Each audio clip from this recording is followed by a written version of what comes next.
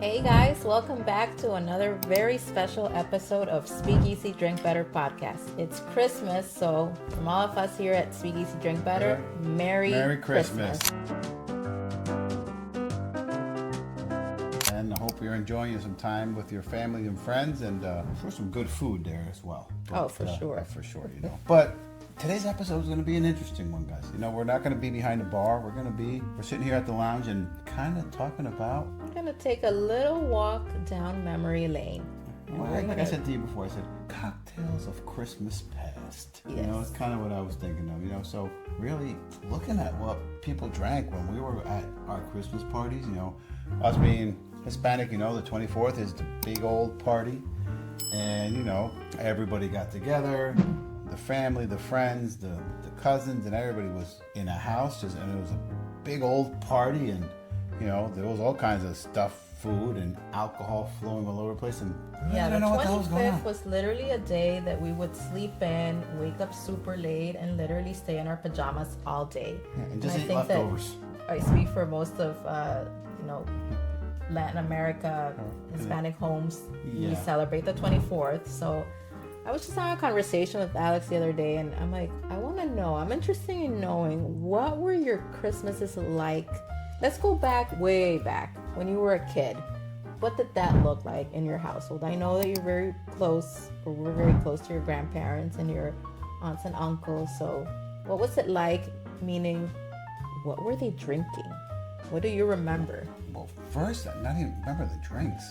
Remember the food? Because it was like, my Lord, there was a lot of food. And you're like, now you start thinking about, I remember they used to go to one of my uncle's house, and he would roast a pig out in the yard in the middle of winter, and he'd be out there drinking wine out of, big old jugs. And there you said it. I'm sure they were roasting this pig with something in their hand. Yeah, and it was wine. It was the old jug wine, the Calarosa, the liters of wine, and they'd be out there drinking this stuff, and in hours upon hours, the next year pig would be ready, and there'd just be more and more food, and it was just a whole big group. Times have changed, but those are great memories that you went back and and then over the years I started thinking about what were they drinking, and I said, you know what, I've never actually tried those cocktails, and they loved it. But hey, you know what, I guess it comes from where their background and where they came from and what was being drunk, and my family having some of that Italian type background, some of the other Italian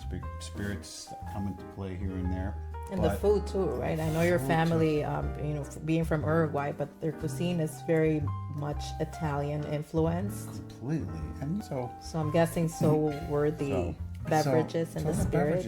So, I said, you know what, for this episode, I'm going to try to relive some of those spirits for us. So, guys, you see in front of me, I got a couple bottles and nothing special. Well, something special, I got some vermouth. That's the first one I'm going to talk about. I know vermouth, and I use it to make Manhattans and some other cocktails, but have you ever... No, I've never seen you. I have to say, I've never seen you drink vermouth on the rocks. Have you ever seen anybody drink vermouth on the rocks? Yeah. Really? I know a couple of people. I got some vermouth here that we got. This is a nice one that we got in Barcelona, Spanish one. So we bought that or brought that back from our latest trip to Spain. So I remember this one, and I'm sure what they were drinking was not this fancy bottle of vermouth. It was a couple liter bottle of one, but they would always serve it over ice and just drink it. And then, you know what? I said to myself, I don't think I've ever actually tasted this by itself. I gotta say, it looks pretty. It's got a nice color. So you're saying, growing up, you remember the adults at these Christmas Eve? One of my aunts, she loved this stuff. And you've never had it? Never. Are you sure you're telling the truth? You never sneaked in there and decided to give it a taste? No, because it was like some of my aunts would have some of this vermouth. Oh, the anisette. Oh my God, with the little. Remember the one with that little funny flower inside, the sugar crystal thing? Oh my God, that was always there. And then there was always bottles of Johnny Walker, or Chivas Regal. Chivas Regal was like this. Oh, there's some Chivas Regal over there. Look at that. Oh yeah. Chivas Regal 18 on the shelf over there. But they would love this stuff, and they would drink that. And what's the other one? Pinch. Yeah, there's something about the Chivas, but that was also very popular. I recall Chivas back in the day, like growing up in Honduras, Chivas at most weddings or parties. I used to actually think, I thought that whiskey was scotch. I never knew that whiskey is more than just scotch. True. Because that's all people used to drink. It was all scotch, and there's some countries. I know we go to Honduras, and scotch still dominates there. It's king. But this is interesting. I've never really drank this. Oh, did you taste it? Yeah, it's. If you guys haven't had vermouth by itself, when you look it up, it's a fortified wine. It's herby, it's sweet, so it's kind of it's in the wine family, but it's got all those other fortifications. A lot of people drink it as an aperitif. Am I wrong? Am I right? You were tastes pretty good. You didn't even hear my question. You were deciding if you like this or not. It actually tastes pretty nice. Yeah. I swear to God. All right. Guess I ain't gonna lie. Give it a taste. I think I'm gonna pass on that. I think I'll take my vermouth in my Manhattan next time. But I mean, I see how. I guess it's also an acquired taste. I know I became a Manhattan drink through acquired taste. I remember the first time I had a sip of your Manhattan. I was like, what in the heck is that? So, hold on. Let's give this on a twist. They would mix it with soda. Yeah, add some bourbon and some... Yeah, some bourbon and some bitters. Call it a Manhattan and pour it over. Pour it up. And then we got another cocktail. But you know what? They would mix this with soda. Really? Soda? Yeah. Like, what do you mean soda? Like literally. Like plain soda, club soda, or what? No, like Sprite or Coca-Cola. So really? Listen, I got them over here. We're going to give it a shot. So, I don't know. You can pick whichever one you want. I got Coke and I got good old Sprite. Who's going in there today? Who's going for a dive? Know. I've seen them do both, so listen, I want to try either one. Which one do you think? I'm gonna try Coke. All right, Coke it is. So vermouth and Coke. Here we go. Give it a splash of that there. All right. You taste it first. Good old stir. You be the guinea pig on this one. Nice stir. Let's see. Tastes like Coke with some herbaceous flavor and a little bitterness. It's something that your mom would give you if you were sick to your stomach. No, it's not the old toothache. Remember when you were little? It's like, oh, they used to put whiskey on your teeth, and you're like, oh, they make it go away. Oh no, or give you Coke when your stomach is upset. I know that. Yeah, that's why you're a little kid. Oh, my stomach used to hurt all the time. So can I get a Coke? I agree. It tastes like Coke with medicine. I'm kidding. With a syrup. Yeah, it's. Yeah, an I herbal guess by itself syrup. like this, it's an acquired taste. Yeah, I agree. It's definitely acquired. Is it bad? No. No, I can see how. I can see it better with the Coke. Yeah, well, listen, but just what they were drinking straight. What else do you remember? No. Hold on. Let's not go to me.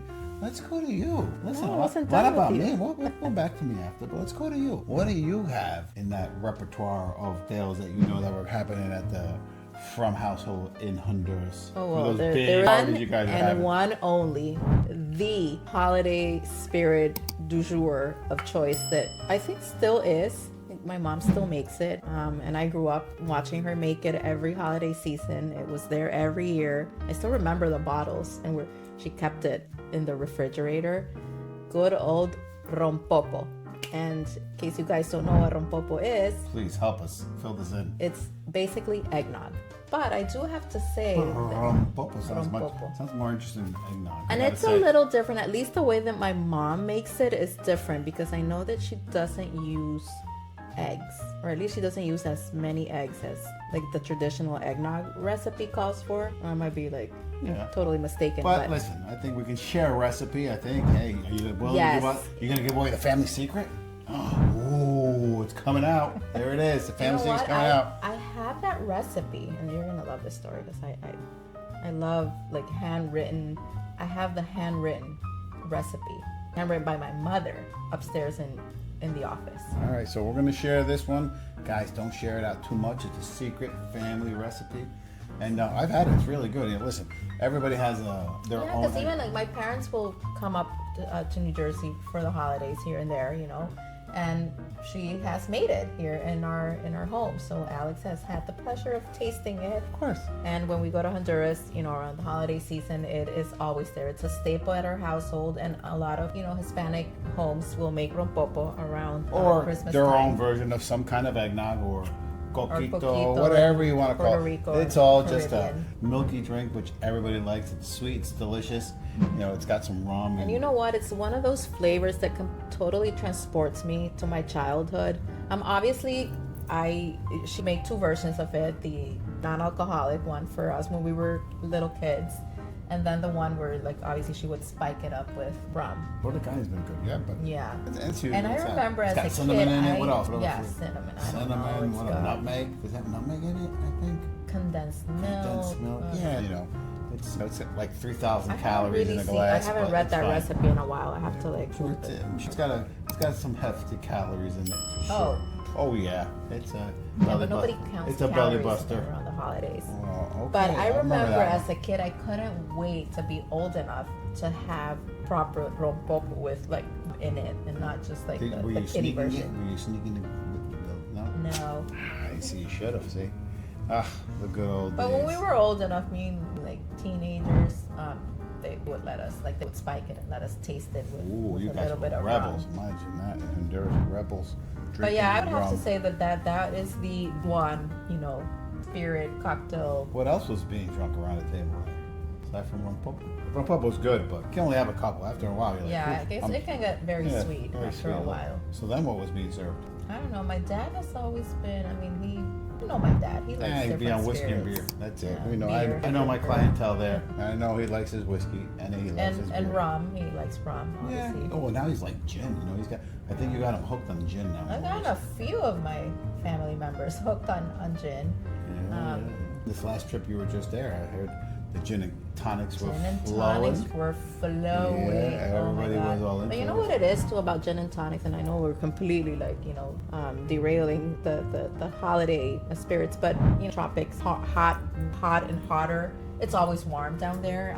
Even this time of year, I was just there, and it's so warm that you really do crave that, like a refreshing, concoction, and gin and tonic just seems to fit really good. well. And your dad's got all those great lemon trees out there and lime trees. So I know. there was plenty of has- lemons and limes out there. So I counted 3 different for all those lemons. I'm that's so crazy. jealous. I look at my parents back here and I'm like, oh my god, I wish I could literally just outside my door and go grab a lime from a tree. Nice. Imagine that. But, So going back, listen, I'm gonna go introduce you to another we're going great back old family recipe here that we had. I always remember this. They used to make this. They're kind of spritz, or like wine spritz. they were making spritz back then. Yeah, well, I guess now it's all it was fancy. Now Before it was like it's a It trend. was wine and coke or something. Wine and something. Now it's fancy. Now it's a spritz, and that's why you charge more for it. But you know what? Listen, I got some wine here left over from dinner. Yeah, listen, let's go for it. We'll put a little bit of red wine in here, and then after that, listen, they would mix it with Coke or Sprite.